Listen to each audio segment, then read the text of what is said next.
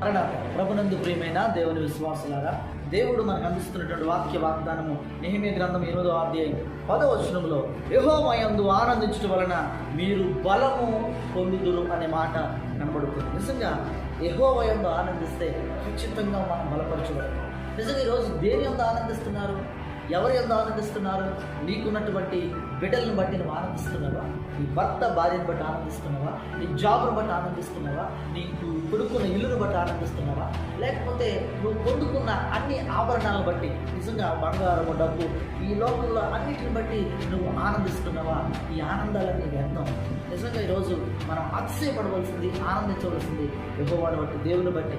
కాబట్టి ఆ యేసయ్య గొప్పవాడని, ఆయనే మాకు ఆధారమని, నాకు ఏమీ లేకపోయినా నేను ఆయన బట్టి ఆనందిస్తున్నాను. క్రైస్తవుడిగా ఎన్ని కష్టాలున్నా పైకి నవ్వుతూ చాలా సంతోషంగా, హ్యాపీగా నువ్వు ఉండాలి. ఎందుకంటే మన భారమంతా శిలువ మీద వేసేసాం.